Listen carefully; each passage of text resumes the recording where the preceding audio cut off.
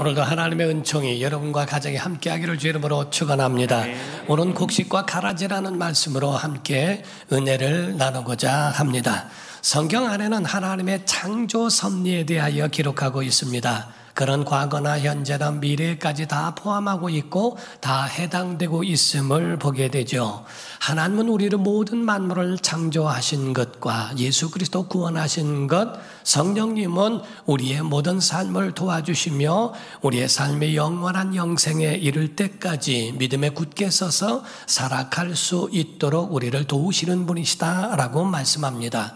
세상의 모든 것들은 다 다양해서 총천연색 색깔로 그렇게 표현할 수 있는데 이 모든 것이 다 하나님의 작품입니다. 우리가 노란색 같은 경우도 하나만 있는 것이 아니라 엷은 노랑에서부터 수십 가지가 노란색 하나만 가지고도 있는 것 같이 우리 모든 세상이 총천연성으로 되어져 있을진데 이는 모두가 다 하나님의 작품이라 하는 겁니다. 그러면 하나님의 관심은 과연 어디에 있을까? 모든 만물에 사라지는 것이 있을까? 다 시시때때로 거기에 맞게끔 하나님이 사용하시고 또 사랑도 하시지만은 하나님의 모든 사랑의 초점이라고 하는 것은 가라지가 아니라 알곡이라고 하는 곡식에 있다 하는 거지요. 그러므로 오늘 본문 말씀 마태복음 13장 27절에서 29절을 보게 되면 집주인의 종들이 와서 말하되 주여 밭에 좋은 씨를 뿌리지 아니하였나이까? 그런데 가라지가 어디서 생겼나이까? 주인이 이르되 원수가 이렇게 하였구나. 종들이 말하되 그러면 우리가 가서 이것을 뽑기를 원하시나이까? 주인이 이르되 가만두라. 가라지를 뽑다가 곡식까지 뽑을까 염려하노라 라고 말씀하죠. 곧 가라지를 뽑다가 곡식이 다칠까 염려하는 겁니다. 가라지는 다 뽑혀도 상관없지만은 곡식 하나라도 그것이 뽑혀지는 것을 주인은 원치 않는다 하는 겁니다. 하나님의 눈은 온 세상을 살피시고 온 세상을 돌아보시지만은 그 초점은 하나님은 언제나 그의 백성들 그의 자녀들에게 있더라 하는 겁니다. 우리가 요한복음 6장 38절에서 40절을 보시게 되면 내가 하늘에서 내려온 것은 내 뜻을 행하려 함이 아니요 나를 보내신 이의 뜻을 행하려 함이니라.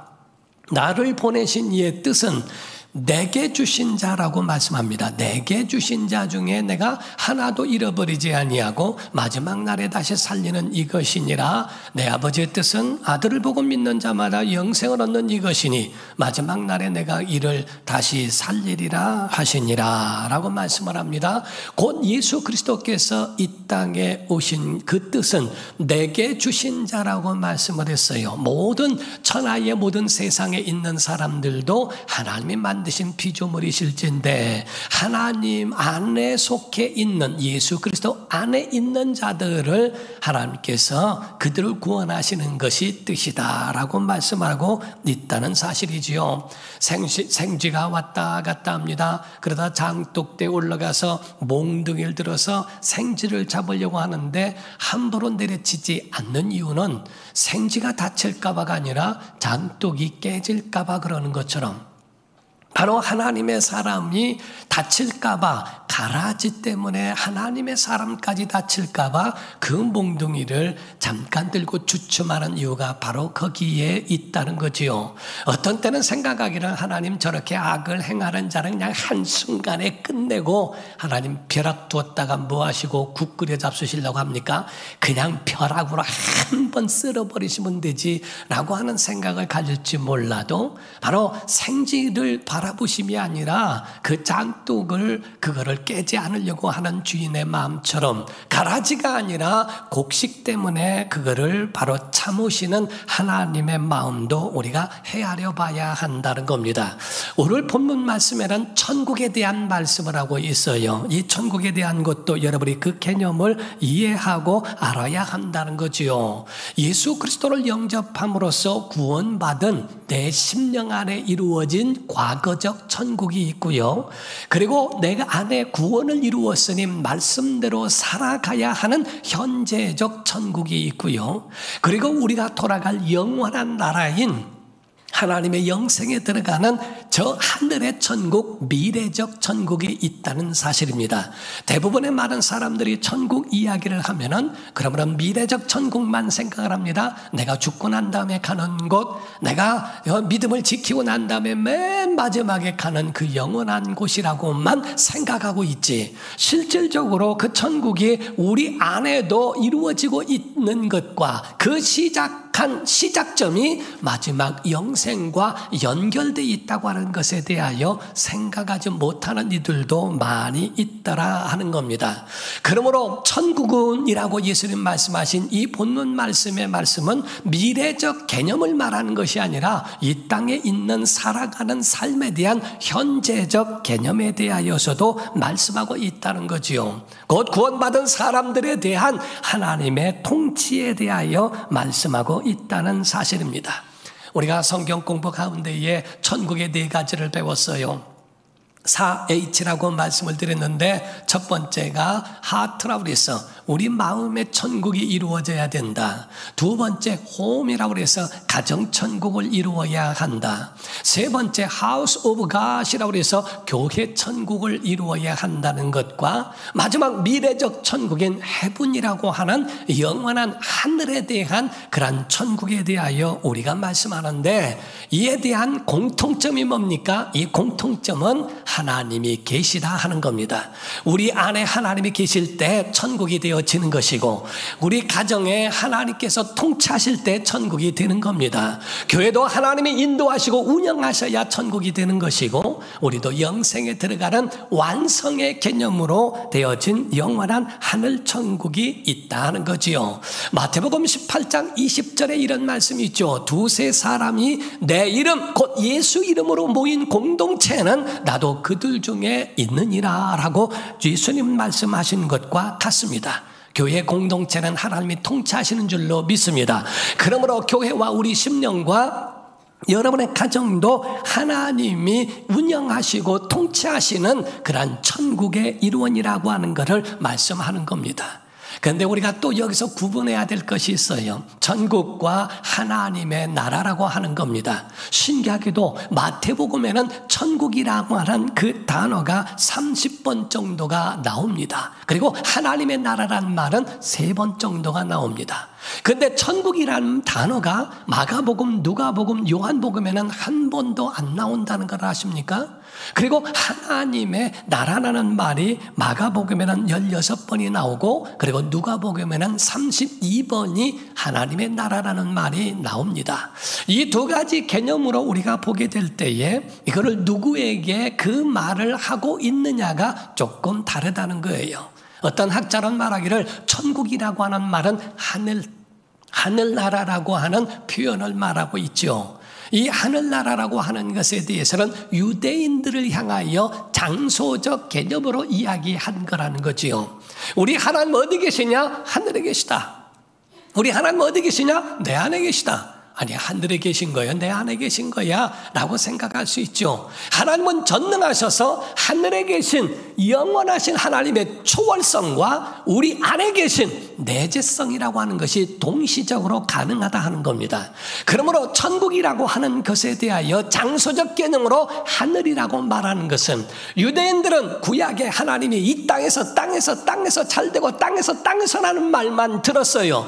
그런 자들에 대하여 하나님의 나라가 하늘에 있다고 하는 천국이라고 하는 말을 유대인들을 통하여 말씀하신 것이고, 이방인들이 가지고 있는 하늘이라고 하는 개념은 마치 우리가 말하는 중천이라고 표현하는 것처럼 하늘에는 좋은 신만 있는 게 아니라 온갖 모든 신들이 다 있는 곳이 하늘이라고 표현되어 있기 때문에 이방인들을 향한 이야기로서는 그들에 대하여 하나님의 나라라는 표현이 더 크다는 거지요. 그러므로 천국이란 말은 장소적 개념이라고 말한다면 하나님의 나라라고 하는 것은 바로 통치적 개념으로서 이야기하고 있는 겁니다. 야, 하늘이라고 해서 다 하늘이 아니고 이 땅이라고 해서 다 이 땅이 아니라 하나님이 통치하셔야 하나님의 나라야. 지금 그 얘기입니다. 하나님이 통치하시는 나라가 이 땅만 있는 게 아니라 유대인들아 하늘에도 있는 거야. 우리가 돌아갈 영원한 나라가 하늘이라고 하는 것까지 말씀하는 거지요. 우리는 천국이라고 하는 이루와 같이 하늘의 장소적 개념이 있는 것처럼 우리에게 우리 심령부터 시작해서 하나님이 우리를 통치하시는 통치적 개념까지도 같이 말씀하고 있다는 사실이에요. 그래서 누가복음 17장 20절 21절을 보게 되면 바리새인들이 하나님의 나라가 어느 때 임하나이까 묻거늘 예수께서 대답하여 이르시되 하나님의 나라는 볼 수 있게 임하는 것이 아니요 또 여기 있다 저기 있다고도 못하리니 하나님의 나라는 너희 안에 있느니라 이렇게 말씀하셨어요. 여기서 너희 안에라는 말을 어떤 말로 해석하느냐는 겁니다. 인이라고 하는 말을 한다면 내 안이라는 표현을 말하고 있고요. 그리고 어망이라고 하는 표현을 사용하고 있는데 그 어망이라는 표현은 예수님이 계신 그 자리라는 뜻입니다. 제자들과 함께하는 그 자리, 곧 그 공동체라고 하는 표현을 하는 겁니다. 하나님이 다스리시는 그 장소, 어망이라고 하는 표현으로서의 그 안이라고 표현하는 겁니다. 이런 개념으로 볼 때 오늘도 예수 이름으로 예배하는 이 자리도 하나님의 나라인 줄로 믿습니다. 여러분 심령도 하나님이 다스리시면 하나님의 나라인 줄로 믿습니다. 여러분의 가정도 하나님이 함께 하시는 그 나라로 세워져 있는가 하는 거예요. 예배 공동체, 하나님이 다스리시는 이 자리가 하나님의 나라라고 표현하는 거지요. 그런데 문제는 하늘에는 알곡과 가라지와 같은 곡식이 공존하지 않습니다. 하늘에는 모든 것이 다 갈라진 후에 들어가기 때문에 그래서 그곳에서는 영생만 있고 그곳에서는 정말 하나님의 은혜만 있죠. 그러나 이 땅에는 선도 공존하고 악도 같이 공존하고 있는 것을 말하고 있는 거예요. 같은 천국이라 할지라도 하나님 앞에 나아간 완성된 곳에서는 공존하지 않지만 선과 악이 이 땅의 천국에는 공존되고 있다는 사실입니다. 논에 가게 되면 벼만 있는 게 아니라 피라는 게 있습니다. 보리밭에 가게 되면 그 가운데에 보리만 있는 게 아니라 깐북이라는 것도 있습니다. 팔레스타인이라고 하는 그곳에 가게 되면 밀밭만 있는 것이 아니라 밀밭 가운데에 가라지라고 하는 독보리도 함께 공존하며 살고 있다는 거지요. 그러므로 이 세상 언제나 어디서나 선악이 공존해 있기 때문에 교회 안에도 마찬가지입니다. 왜 이렇게 교회가 시끄러울까? 왜 이렇게 교회가 이렇게 말이 많을까? 왜 이렇게 교회가 상처를 주는 이들도 있을 수 있을까? 라고 하는 것이 있는 것은 본의 아니게 또는 의도치 않은 가운데서도 이와 같이 서로가 다듬어지지 않은 인격과 인품 때문에 그것으로 상처를 받는 일들도 없지 않아 있다는 겁니다. 또 교회 안에도 이단들이 공격함으로써 교회의 근간을 흔들어 버릴 수 있는 그러한 이상한 집단들도 침투해 들어오기도 한다는 거지요. 우리가 생각할 때 아예 하나님 그냥 그럴 때 그냥 하나님이 그냥 벼락으로 쓸어버리시든지 그냥 가정에 그냥 무한을 주시든지 해서 그냥 끝내버리시면 얼마나 좋겠습니까? 라고 생각할 수 있지만 주님의 해답은 딱 한마디입니다. 가만두어라. 가만두어라 라는 말씀으로 해답하신다는 거예요. 마태복음 13장 40절에 보시게 되면 42절까지 그런즉 가라지를 거두어 불에 사르는 것 같이 세상 끝에도 그러하리라. 심판대가 있어 하는 말씀이죠. 인자가 그 천사들을 보내리니 그들이 그 나라에서 모든 넘어지게 하는 것과 또 불법을 행하는 자들을 거두어내어 풀무불에 던져 넣으리니 거기서 울며 이를 갈게 되리라 라는 말씀을 합니다. 49절 50절까지 보게 되면 세상 끝에도 이러하리라. 천사들이 와서 의인 중에서 악인을 갈라내어 풀무불에 던져 넣으리니 거기서 울며 이를 갈리라 라는 말씀으로 하고 있죠. 마지막 때가 있어. 그냥 가만두어라. 근데 이 땅에 가라지 뽑다가 곡식 뽑을까 염려하니까 심판대가 있거든. 그냥 두어 라는 말씀으로 해답을 주신 겁니다. 그런데 신기한 건 가라지의 특징이 뭔지 아십니까? 가라지의 특징은 그 안에 있는 곡식의 영양분을 뺏어 먹는다는 것이 특징이고요. 두 번째 가라지의 특징은요, 곡식보다 더 빨리 큰다는 겁니다. 얼마나 저돌적이고 얼마나 공격적이고 얼마나 큰지, 곡식보다 자풀이 더 엄청나게 성장하고 큽니다. 더 빨리 성장하게 되어 있다라는 거지요. 이단일수록 보게 되면요, 물론 전통적인 교회들도 그래 열심을 내는 교회도 있지만 이단들의 공통적인 것을 보게 되면 저돌적이고 군대적이고 굉장히 공격적인 열심이 그들에게 있어요. 왜냐하면 그들은 그게 있어야 그들에게 있어서는 결집할 수 있는 힘이 되기 때문에 그렇습니다. 항상 자기들에 대해서는 공격받는 것에 대하여 방어할 준비를 하고 하기 때문에 피해의식과 등등 이런 것들로 굉장히 똘똘 뭉쳐져 있습니다. 좋은 것은 다 자기 탓이고 안 좋은 것은 다 남 탓으로 돌려버리고 오직 자기만, 자기 집단만 보호하려고 하는 이단들의 특성들도 그 속에 있더라 하는 거지요.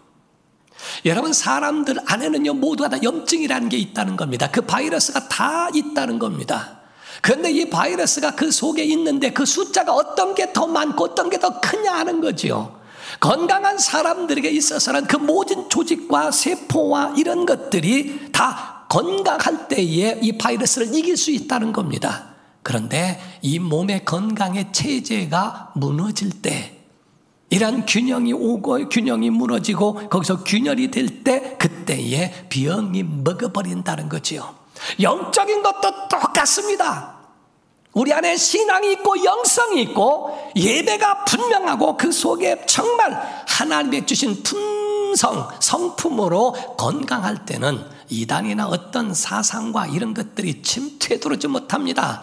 그러나 이것이 흔들리고 그게 마음속에 자꾸 균열이 이루어질 때, 균형을 이루어갈 때에 당장의 이단적인 것이 더 성경적인 것 같고, 그리고 우리에게 가까이 오는 이런 모든 것들이 자기에게 향한 것이 자기의 입에 맞는 것들이 더 귀하게 여겨지고 거기에 시험에 들게 되는 일들도 있더라 하는 거죠.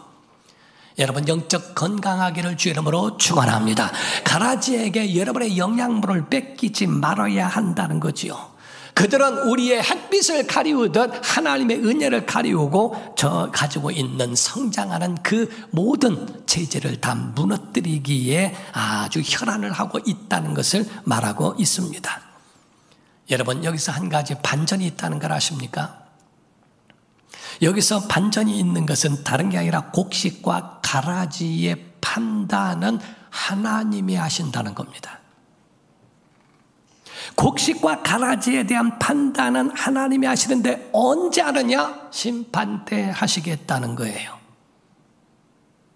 하나님의 심판 때에 갈 때, 이 땅에서는 곡식이 심판 때에 갔을 때는 가라지가 될 수도 있어요.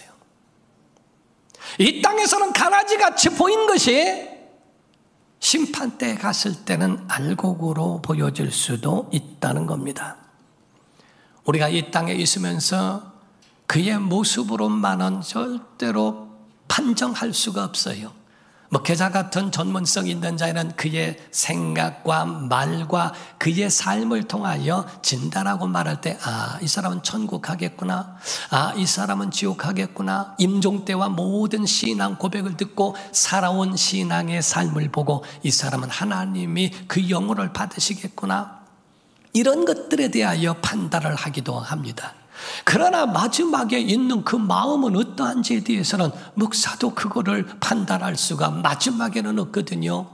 하나님 앞에 가봤을 때야 비로소 그것이 곡식이냐 가라지냐가 그것이 갈라진다는 것을 말씀하고 있는 거예요. 아까 여러분이 성경 읽으셨죠?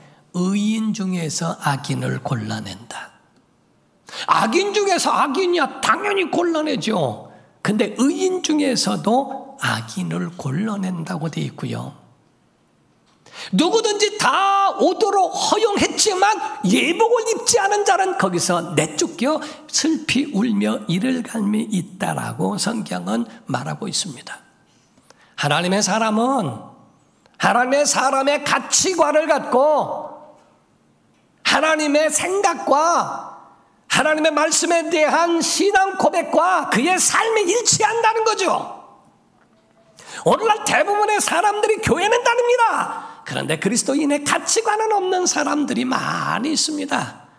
모양은 굉장히 곡식 같은데 그 속에 사상은 세상 것들로 가득해 있고 세상에 있는 그런 것들로 굉장히 어째 이렇게 원망이 많고 비판이 많고 불평이 많은지, 왜 그렇게 세상을 바라보는 것이 그렇게 생각하고 그렇게 나아갈까? 하나님의 사람이라면 하나님을 닮은, 주님을 닮은 사람으로 성경에 나온 매뉴얼처럼 살아가야 하는 믿음의 순종도 그 속에 삶에 나타나야 하지 않는가? 유익을 주는 사람, 아니 남에게 유익을 주진 못할지로되 해를 끼치지는 말아야 지지 않는가? 하나님의 사람이라면 그들에게 신앙을 성장하게 만드는 것은 못할지라도 한 사람의 삶을 완전히 죽여버리고 그런 모든 것들을 그렇게 해롭게 하는 삶이 과연 그리스도인일까라고 보는 겁니다. 문제는 많은 사람이 자기는 곡식인 줄 알아요. 자기만큼은 천국을 따라온 당상이라고 그렇게 오해하고 천국이 있다면 내가 간다라고 생각할 수 있죠. 과연 여러분을 통하여 여러분의 입술의 고백과 그 삶이 하나님께 영광이 되고 많은 영혼을 구원케 하는 유익이 될까? 고린도전서 10장 23절 24절은 이런 말씀이 있어요. 모든 것이 가하나, 내가 가지고 있는 자유 있으니까 모든 것이 유익한 것은 아니다.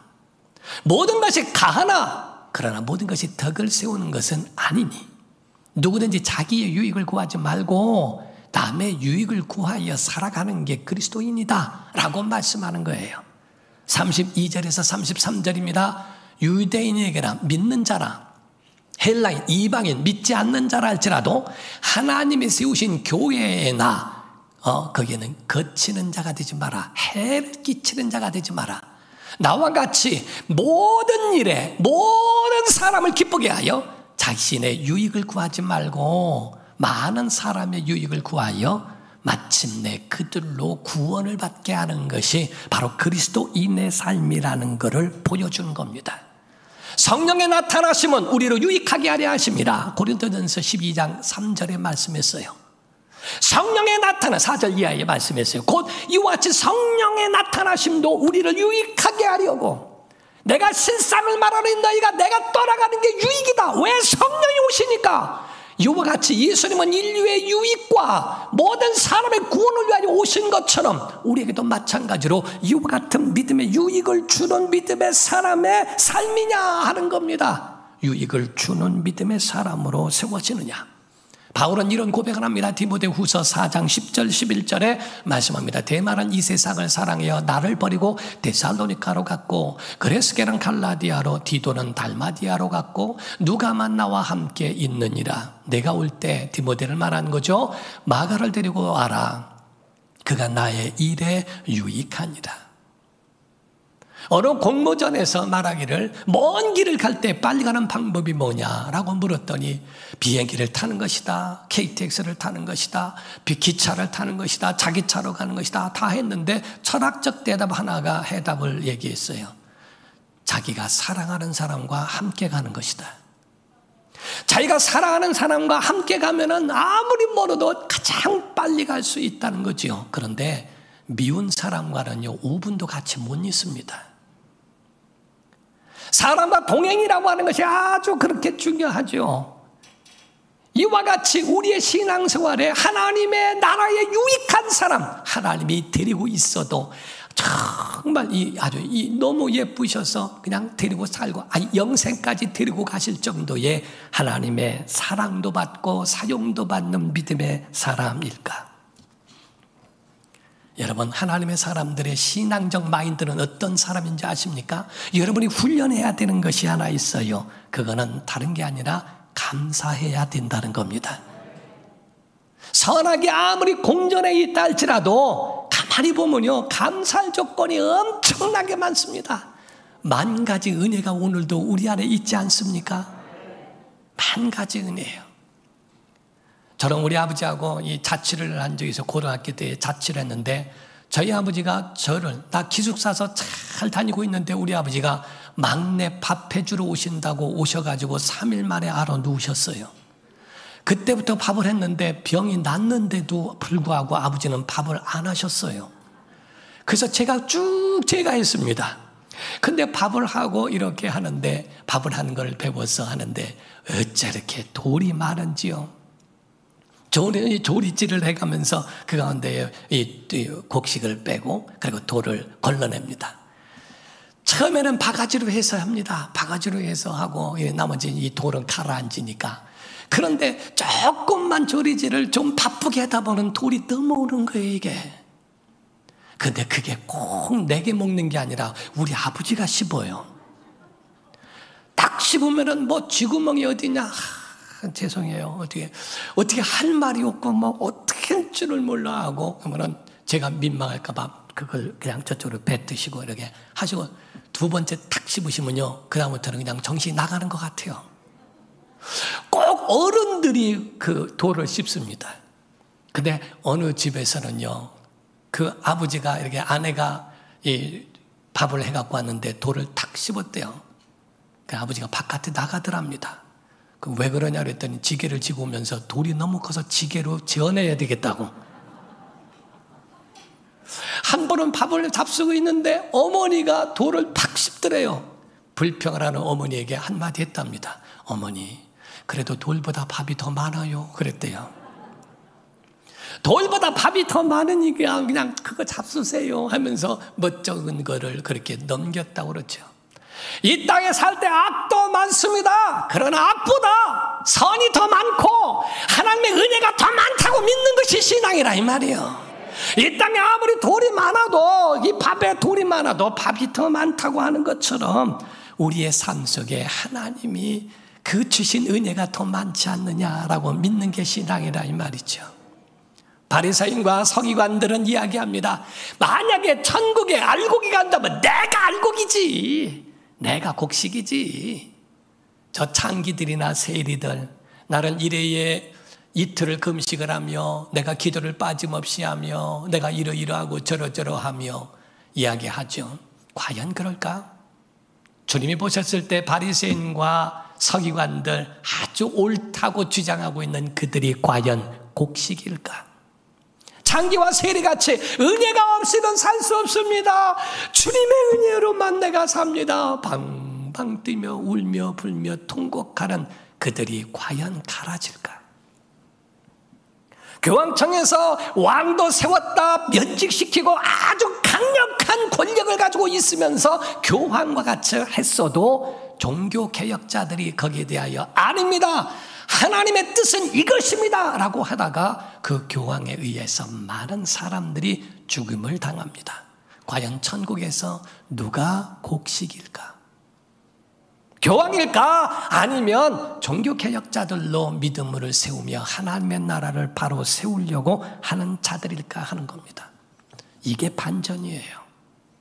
많은 사람들은 나는 천국이라고, 나는 곡식이라고 여길지 몰라도 여러분의 생각과 여러분의 말과 여러분의 삶과 가치관이 주님을 닮지 않았다면 천국이 아니라는 거예요. 천국은 우리 심령부터 시작하여 영생까지 이어져야 합니다. 여러분의 마음을 통치하시는 하나님이 계시고 여러분의 가정과 교회를 통치하시고 마침내 영생에 오를 수 있는 우리 곡식되어 그곳에 곡간해드리고라고 하는 것처럼 영원한 하나님의 나라에서 누리는 하나님의 사람들 되기를 예수 이름으로 축원합니다. 기도하겠습니다. 이 시간에 다 같이 통성으로 기도할 때 하나님 은혜 주옵소서, 능력을 주시옵소서 하고 하나님의 사랑이 우리 안에 가득 채워진 곡식이 되게 해달라고.